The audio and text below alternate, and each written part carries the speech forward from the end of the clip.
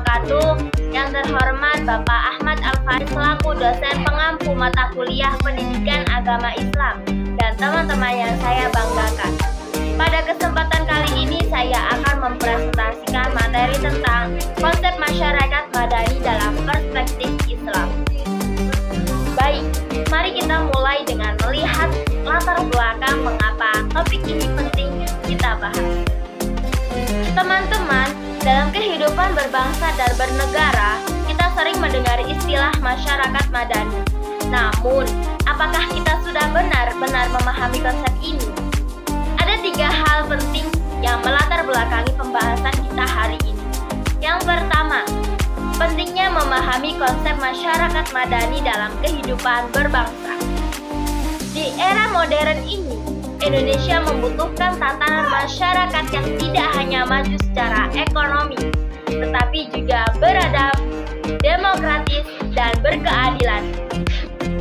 Konsep masyarakat madani memberikan panduan bagaimana kita seharusnya hidup bersama dalam keberagaman. Yang kedua, relevansi konsep masyarakat madani dengan nilai-nilai Islam.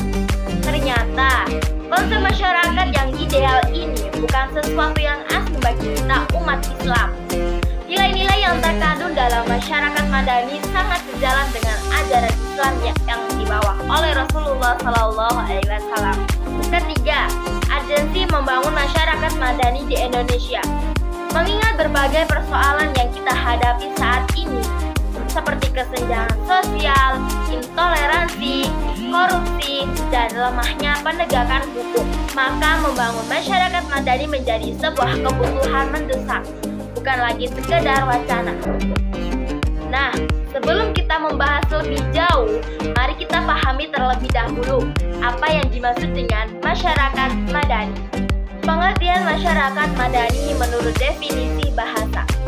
Kalau kita telusuri dari segi bahasa, masyarakat madani berasal dari bahasa Arab yaitu mujtama dan madani.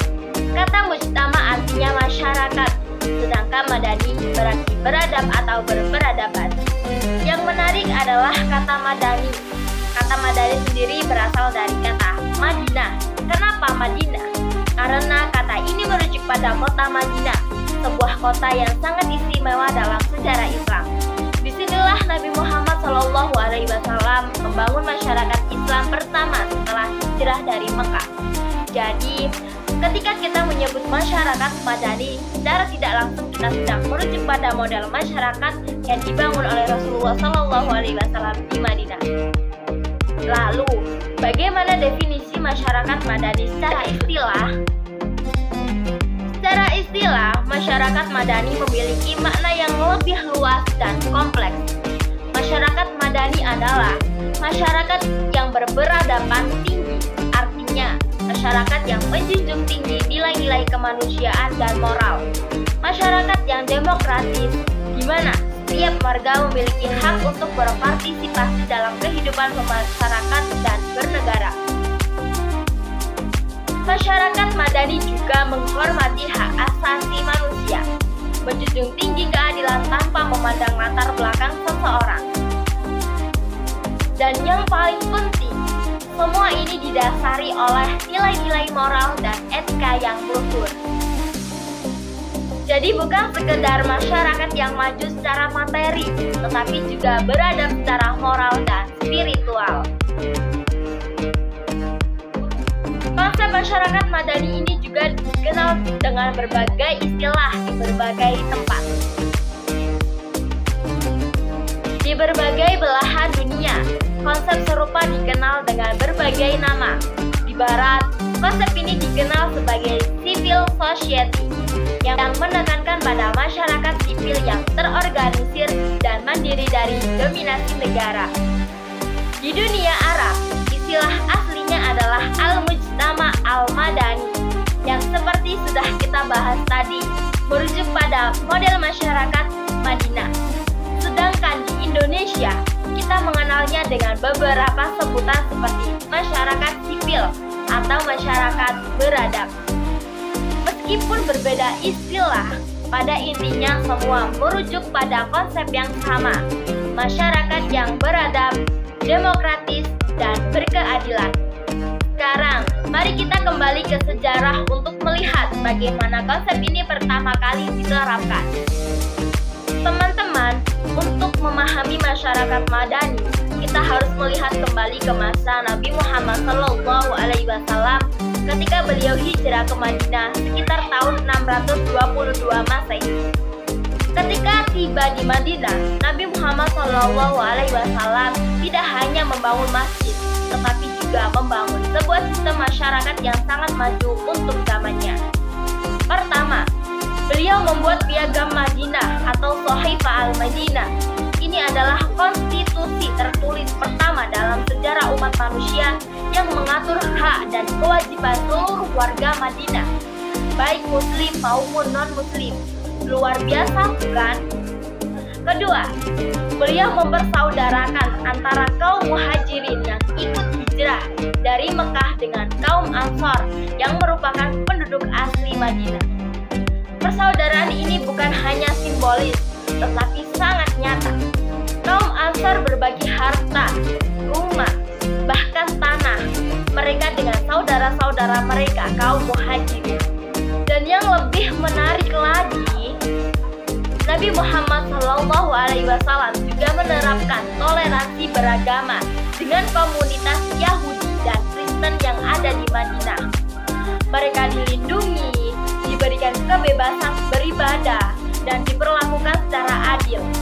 Selain itu, Nabi Muhammad SAW menerapkan sistem pemerintahan yang demokratis dan berkeadilan. Keputusan-keputusan penting diambil melalui musyawarah, bukan dengan paksaan atau otoritarianisme. Inilah bukti konkret bahwa Islam sejak awal telah mengejarkan nilai-nilai demokrasi, keadilan, dan toleransi. Dari periode tersebut, kita bisa mengidentifikasi beberapa karakteristik khas masyarakat Madinah. Masyarakat Madinah di bawah kepemimpinan Nabi Muhammad SAW memiliki 4 karakteristik utama yang sangat relevan hingga saat ini. Pertama, persamaan hak dan kewajiban. Tidak ada diskriminasi antara kaya dan miskin, antara Arab dan non-Arab, antara tuan dan budak. Semua memiliki hak dan kewajiban yang sama di hadapan hukum. Kedua, musyawarah dalam mengambil keputusan. Nabi Muhammad SAW selalu bermusyawarah dengan para sahabat sebelum mengambil keputusan penting, bahkan dalam urusan perang sekalipun.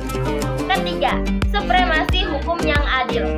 Hukum berlaku untuk semua tanpa pandang bulu. Ada kisah terkenal ketika seseorang wanita dari keluarga terpandang mencuri. Nabi SAW tetap menegakkan hukum dengan tegas. Keempat, pluralisme dan toleransi. Keberagaman suku, ras, dan agama dihormati dan dijaga dalam kehidupan bermasyarakat. Dari karakteristik masyarakat Madinah tersebut, kita bisa menarik prinsip-prinsip dasar masyarakat Madani. Mari kita bahas prinsip yang pertama. Prinsip pertama dan yang paling fundamental adalah tauhid atau ketuhanan. Dalam masyarakat Madani, iman kepada Allah menjadi fondasi utama dari seluruh kehidupan. Ini yang membedakan konsep masyarakat Madani dalam Islam dengan civil society dalam pengertian barat yang lebih sekuler. Dengan prinsip tauhid, semua aktivitas kita bernilai ibadah.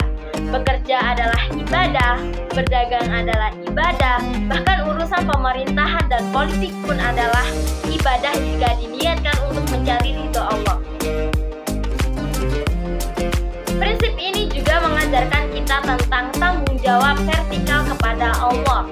Artinya, apapun yang kita lakukan, kita sadar bahwa kelak akan dimintai pertanggungjawaban di hadapan Allah Subhanahu wa Ta'ala. Prinsip kedua adalah tentang keadilan. Keadilan atau bisa disebut dengan al-adalah, Islam sangat menekankan keadilan dalam segala aspek kehidupan. Dalam masyarakat Madani, keadilan ini terwujud dalam 3 bentuk. Pertama, keadilan sosial dan ekonomi. Tidak boleh ada kesenjangan yang terlalu lebar antara si kaya dan si miskin. Makanya, dalam Islam ada sistem zakat, infak, dan sedekah untuk mendistribusikan kekayaannya. Kedua, keadilan hukum tanpa diskriminasi. Hukum harus ditegakkan secara adil kepada siapapun, baik dia pejabat tinggi maupun rakyat biasa, kaya maupun miskin. Ketiga, distribusi sumber daya yang merata. Kekayaan alam dan sumber daya negara harus dikelola untuk kesejahteraan semua rakyat, bukan hanya untuk segelintir orang saja. Allah Subhanahu wa Ta'ala berfirman dalam Al-Quran, "Berlaku adillah, karena adil itu lebih dekat kepada takwa." Prinsip ketiga adalah tentang kebebasan. Prinsip ketiga adalah al-hurriyah atau kebebasan. Masyarakat madani menjamin kebebasan bagi setiap warganya. Namun, kebebasan yang dimaksud adalah kebebasan yang bertanggung jawab. Pertama, kebebasan berekspresi dan berpendapat. Setiap orang berhak menyampaikan pendapatnya, mengkritik kebijakan pemerintah, atau menyuarakan aspirasinya selama tidak melanggar norma dan hukum yang berlaku. Kedua, kebebasan beragama dan berkeyakinan. Dalam Piagam Madinah, Nabi Muhammad SAW menjamin kebebasan beragama bagi komunitas Yahudi dan Kristen. Lakum dinukum waliyadin, bagimu agamamu dan bagiku agamaku. Ketiga, kebebasan yang bertanggung jawab. Artinya, kebebasan kita dibatasi oleh tanggung jawab terhadap hak orang lain.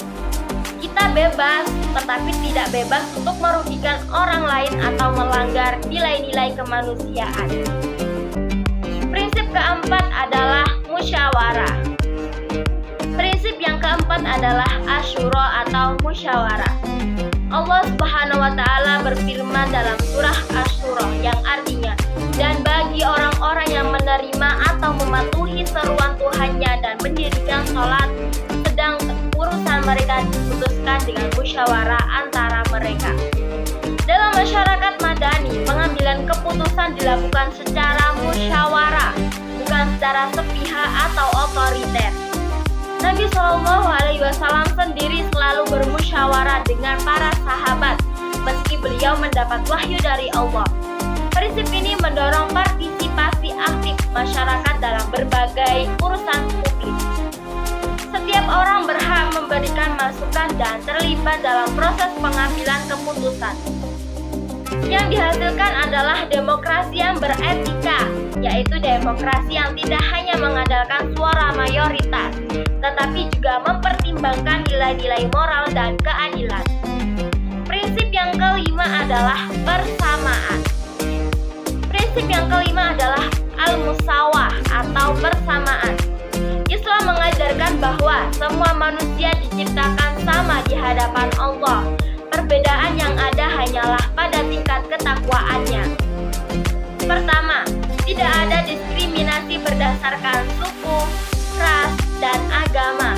Dalam khutbah wada, Nabi SAW bersabda, "Tidak ada kelebihan orang Arab atas non-Arab atau orang non-Arab atas orang Arab. Tidak ada kelebihan yang berkulit putih atas yang berkulit hitam atau sebaliknya, kecuali dengan ketakwaan." Kedua, kesetaraan di hadapan hukum. Tidak boleh ada hukum yang berbeda untuk orang kaya dan orang miskin. Semua sama di mata hukum. Ketiga, penghargaan terhadap harkat dan martabat manusia. Setiap manusia memiliki kehormatan dan martabat yang harus dijaga dan dihormati tanpa memandang status sosialnya. Dan prinsip yang terakhir adalah toleransi. Prinsip yang keenam adalah at-tasamuh atau toleransi. Dalam masyarakat yang beragam seperti Indonesia, toleransi menjadi sangat penting untuk menjaga kerukunan dan persatuan. Pertama, menghormati perbedaan. Perbedaan adalah sunnatullah, adalah kehendak Allah. Kita diciptakan berbeda-beda agar saling mengenal dan belajar satu sama lain. Kedua, hidup harmonis dalam keberagaman. Toleransi bukan berarti kita setuju dengan keyakinan yang berbeda, tetapi kita menghormati hak orang lain untuk memiliki keyakinan tersebut dan hidup berdampingan secara damai. Ketiga, sikap saling menghargai. Kita menghargai pendapat, budaya, dan tradisi yang berbeda selama tidak bertentangan dengan nilai-nilai kemanusiaan universal. Dari keenam prinsip tersebut, muncullah ciri-ciri khas masyarakat madani yang dapat kita identifikasi. Setelah kita memahami prinsip-prinsipnya, sekarang mari kita lihat ciri-ciri konkret dari masyarakat madani. Ada 7 ciri utamanya. Yang pertama, free public sphere, yaitu adanya ruang publik yang bebas sebagai wahana untuk mengemukakan pendapat. Masyarakat bebas berdiskusi, berpendapat, berdebat, dan bertukar pikiran tanpa rasa takut. Kedua, demokratis. Sistem pemerintahan yang mengikutsertakan partisipasi rakyat dalam proses pengambilan keputusan, baik melalui pemilihan umum, referendum, atau mekanisme demokratis lainnya. Ketiga, toleran. Sikap saling menghargai dan menghormati perbedaan, baik perbedaan agama, suku, ras, maupun pandangan politik. Keempat, pluralisme. Bukan hanya mengakui keberagaman, tetapi juga menerima dan merayakan kemajemukan sebagai kekayaan bangsa. Yang kelima, keadilan sosial. Adanya distribusi kesejahteraan yang merata sehingga tidak ada kesenjangan yang terlalu ekstrim antara si kaya dan si miskin. Keenam, supremasi hukum. Tegaknya aturan hukum yang adil dan konsisten. Semua orang tunduk pada hukum, termasuk penguasa sekalipun. Tidak ada yang kebal hukum. Yang ketujuh, partisipasi sosial. Keterlibatan aktif masyarakat dalam pembangunan, baik dalam bentuk gotong royong, organisasi sosial, maupun kontribusi dalam berbagai program pembangunan. Ketujuh ciri ini menjadi indikator apakah sebuah masyarakat sudah bisa disebut sebagai masyarakat madani atau belum. Untuk mewujudkan ciri-ciri tersebut, diperlukan beberapa pilar yang menopang tegaknya masyarakat madani. Ada 5 pilar utama yang menopang masyarakat madani. Mari kita bahas 2 pilar pertama. Pilar pertama adalah lembaga swadaya masyarakat atau bisa disebut dengan LSM.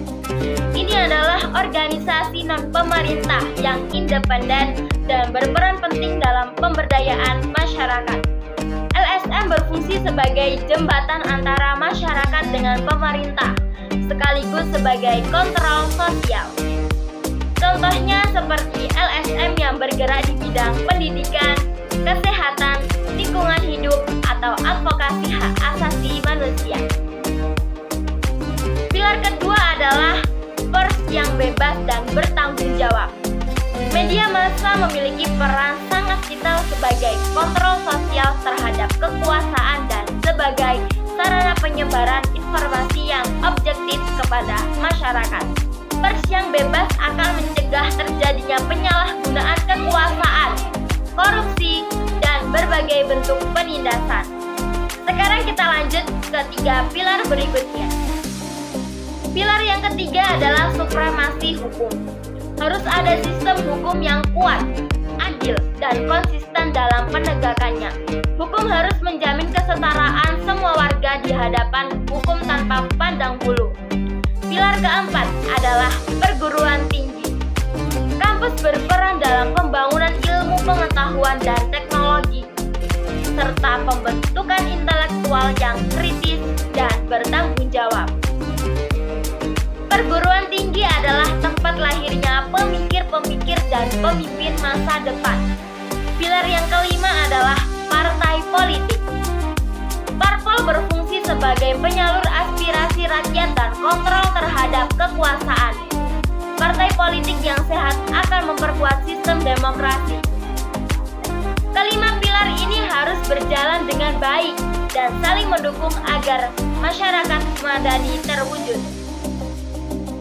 Konsep masyarakat madani ini bukan hanya teori atau hasil pemikiran manusia, tetapi memiliki landasan yang kuat dalam Al-Quran dan hadis. Allah Subhanahu wa Ta'ala berfirman dalam Quran surat Al-Hujurat ayat 13 yang artinya, "Hai manusia, sesungguhnya kami menciptakan kamu dari seorang laki-laki dan seorang perempuan, dan menjadikan kamu berbangsa-bangsa dan bersuku-suku supaya kamu saling kenal mengenal. Sesungguhnya orang yang paling mulia di antara kamu di sisi Allah ialah orang yang paling bertakwa." Ayat ini dengan sangat jelas menunjukkan beberapa prinsip masyarakat madani. Pertama, prinsip persamaan. Semua manusia berasal dari asal yang sama, Adam dan Hawa. Kedua, prinsip pluralisme. Allah menciptakan manusia berbangsa-bangsa dan bersuku-suku bukan untuk saling memusuhi, tetapi untuk saling mengenal. Ketiga, standar kemuliaan adalah ketakwaan, bukan berdasarkan suku, ras, atau kekayaan. Mari kita lihat ayat Al-Quran yang kedua. Allah Subhanahu wa Ta'ala juga berfirman dalam Quran surat Ali Imran ayat 110. "Kamu adalah umat terbaik yang dilahirkan untuk manusia, menyuruh kepada yang ma'ruf dan mencegah dari yang munkar, dan beriman kepada Allah." Ayat ini menggambarkan karakteristik ideal dari masyarakat madani dalam Islam. Umat terbaik bukan hanya untuk dirinya sendiri, tetapi dilahirkan untuk manusia, artinya memberikan manfaat bagi seluruh umat manusia. Ciri utamanya adalah amar ma'ruf nahi mungkar, yaitu aktif menyeru kepada kebaikan dan mencegah untuk kemungkaran. Ini menunjukkan masyarakat yang tidak pasif, tetapi aktif dalam memperbaiki kondisi sosial. Semuanya dilandasi dengan keimanan kepada Allah Subhanahu wa Ta'ala yang menjadi fondasi moral dan spiritual. Selain Al-Quran, konsep masyarakat madani juga didukung oleh hadis Nabi Muhammad SAW. Rasulullah SAW bersabda dalam sebuah hadis yang diriwayatkan oleh Ahmad, Tabrani, dan Daruqutni, yang artinya, sebaik-baik manusia adalah yang paling bermanfaat bagi manusia lainnya. Hadis ini sangat sederhana, namun mengandung makna yang begitu dalam. Dalam masyarakat madani, ukuran kebaikan seseorang bukan dari berapa banyak hartanya, bukan dari pangkat atau jabatannya, tetapi dari seberapa bermanfaat dia bagi orang lain. Ini mendorong kita untuk aktif berkontribusi dalam masyarakat, memberi manfaat, membantu sesama, dan menjadi agen perubahan positif. Inilah esensi dari masyarakat madani, masyarakat yang saling memberikan manfaat dan mendukung satu sama lain. Meskipun konsepnya sangat ideal, dalam praktiknya kita menghadapi berbagai tantangan untuk mewujudkan masyarakat madani, terutama di Indonesia. Teman-teman, dalam upaya membangun masyarakat madani di Indonesia, kita menghadapi berbagai tantangan. Mari kita lihat tantangan internal terlebih dahulu. Pertama, kesenjangan sosial dan ekonomi. Jurang antara si kaya dan si miskin masih sangat lebar. Ini menciptakan ketidakadilan sosial yang menghambat terwujudnya masyarakat madani. Kedua, rendahnya pendidikan dan kesadaran politik. Masih banyak masyarakat yang belum memahami hak dan kewajibannya sebagai warga negara, sehingga mudah dimanipulasi atau bersikap apatis terhadap politik. Ketiga, korupsi dan penyalahgunaan kekuasaan. Ini adalah musuh besar masyarakat madani karena merusak sistem keadilan dan kepercayaan publik terhadap institusi negara. Keempat, fanatisme sempit dan intoleransi.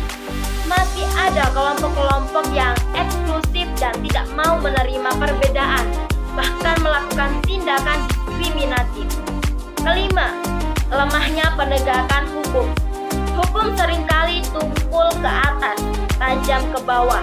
Ini menciptakan ketidakpercayaan terhadap sistem hukum.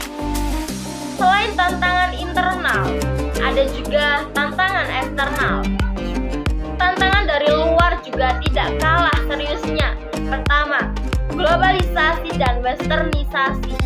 Di era globalisasi, nilai-nilai barat yang kadang tidak sesuai dengan budaya dan nilai Islam kita masuk dengan sangat deras. Jika tidak disaring dengan baik, ini bisa menggerus nilai-nilai lokal dan keagamaan kita. Kedua, pengaruh budaya asing yang bertentangan dengan nilai Islam. Budaya konsumerisme, hedonisme, dan materialisme yang datang dari luar seringkali bertentangan dengan nilai-nilai kesederhanaan dan spiritual dalam Islam. Ketiga, dekadensi moral. Merosotnya moral, terutama di kalangan generasi muda, menjadi tantangan yang sangat serius. Narkoba, seks bebas, dan berbagai bentuk penyimpangan moral lainnya mengancam fondasi masyarakat madani. Menghadapi tantangan-tantangan ini, kita tidak boleh menyerah. Kita harus punya strategi yang jelas. Dan inilah strategi-strategi yang bisa kita terapkan untuk membangun masyarakat madani. Strategi yang pertama adalah pendidikan karakter. Pendidikan adalah kunci utama dalam membangun masyarakat madani. Tapi bukan hanya pendidikan akademik, melainkan pendidikan karakter yang menanamkan nilai-nilai akhlak mulia. Kita perlu penanaman nilai-nilai akhlak mulia sejak dini, baik di rumah, sekolah, maupun lingkungan masyarakat. Nilai-nilai seperti kejujuran, tanggung jawab, disiplin, dan empati harus ditanamkan sejak kecil. Kemudian, pendidikan kewarganegaraan yang kuat. Generasi muda yang harus paham tentang hak dan kewajibannya sebagai warga negara, memahami konstitusi, dan memiliki jiwa nasionalisme. Yang juga tak kalah penting adalah literasi dan critical thinking. Di era informasi seperti sekarang, kemampuan memilah informasi yang benar dan salah sangat penting. Masyarakat harus dibekali kemampuan berpikir kritis agar tidak mudah terpengaruh hoax atau propaganda. Strategi kedua adalah penguatan institusi. Masyarakat madani membutuhkan institusi-institusi yang kuat dan berfungsi dengan baik. Pertama, penegakan supremasi hukum. Hukum harus ditegakkan secara konsisten dan adil kepada siapapun tanpa pandang bulu. Aparat penegak hukum harus profesional dan berintegritas. Kedua, transparansi dan akuntabilitas pemerintahan. Pemerintah harus terbuka dalam mengelola negara dan bisa dimintai pertanggungjawaban oleh rakyat. Sistem pemerintahan yang transparan akan meminimalisir korupsi dan penyalahgunaan kekuasaan. Strategi ketiga adalah pembangunan ekonomi yang berkeadilan. Tidak akan ada masyarakat madani yang sejati tanpa keadilan ekonomi. Kemiskinan dan kesenjangan ekonomi adalah musuh terbesar masyarakat madani. Pertama, pemerataan kesejahteraan. Pembangunan ekonomi harus menyentuh semua lapisan masyarakat, tidak hanya terkonsentrasi di kota-kota besar atau kelompok tertentu saja. Pembangunan infrastruktur, akses pendidikan, dan kesehatan harus merata. Kedua, pengentasan pemiskinan. Ini harus menjadi prioritas utama. Program-program pengentasan kemiskinan harus tepat sasaran dan berkelanjutan, bukan hanya bersifat sementara. Ketiga, ekonomi berbasis syariah. Sistem ekonomi Islam yang bebas dari riba, gharar, dan maisir harus dikembangkan. Ekonomi syariah tidak hanya lebih adil, tetapi juga lebih berkelanjutan dan ramah terhadap kesejahteraan bersama. Dan strategi terakhir adalah penguatan nilai-nilai keagamaan. Strategi yang keempat adalah penguatan nilai-nilai keagamaan. Di tengah derasnya arus modernisasi dan globalisasi, nilai-nilai keagamaan harus tetap diperkuat sebagai banteng moral masyarakat. Pertama, dakwah dan pendidikan Islam. Dakwah harus dilakukan dengan cara yang bijak, santun, dan menyejukkan. Pendidikan Islam harus mampu menjawab tantangan zaman tanpa kehilangan nilai-nilai autentiknya. Kedua, Kedua, moderasi beragama. Islam rahmatan lil alamin mengajarkan jalan tengah yang moderat. Kita harus menghindari sikap ekstrem. Baik yang terlalu liberal hingga meninggalkan nilai-nilai agama, maupun yang terlalu konservatif hingga intoleran. Ketiga, toleransi dan dialog antar umat beragama. Dalam masyarakat yang plural seperti Indonesia, dialog dan kerjasama antar umat beragama sangat penting untuk menjaga kerukunan dan perdamaian. Kita bisa berbeda keyakinan tapi tetap satu bangsa. Baik teman-teman, sekarang kita sampai pada bagian penutup dari presentasi ini. Demikian presentasi yang dapat saya sampaikan mengenai konsep masyarakat madani dalam perspektif Islam. Saya harap materi yang telah kita bahas hari ini dapat memberikan pemahaman yang lebih mendalam tentang pentingnya membangun masyarakat yang beradab dan berkeadilan sesuai dengan ajaran Islam. Membangun masyarakat madani bukanlah tugas yang mudah dan tentu tidak bisa dilakukan dalam semalam. Ini adalah perjuangan dalam jangka panjang yang membutuhkan konsistensi, komitmen, dan kerjasama dari kita semua. Namun saya yakin jika kita semua punya niat yang kuat dan mengikuti teladan Rasulullah SAW, masyarakat madani yang kita cita-citakan bukanlah sesuatu yang mustahil untuk diwujudkan. Saya sangat menyadari bahwa presentasi ini masih jauh dari kata sempurna. Oleh karena itu, saya mengharapkan kritik dan saran yang membangun dari Bapak dosen dan teman-teman semua untuk perbaikan ke depan. Sekali lagi saya ucapkan terima kasih yang sebesar-besarnya kepada Bapak Ahmad Al-Faridi telah memberikan kesempatan kepada saya untuk mempresentasikan materi ini. Mohon maaf apabila ada kekurangan dalam penyampaian, baik dalam materi maupun dalam cara presentasi saya. Kesempurnaan hanya milik Allah Subhanahu wa Ta'ala, dan kekurangan adalah bagian dari kemanusiaan kita. Mari kita bersama-sama berdoa semoga Allah Subhanahu wa Ta'ala memberikan kita kekuatan ilmu dan konsistensi untuk terus berjuang mewujudkan masyarakat madani yang adil, beradab, dan sejahtera. Wabillahi taufiq wal hidayah, waridha wal inayah. Wassalamualaikum warahmatullahi wabarakatuh.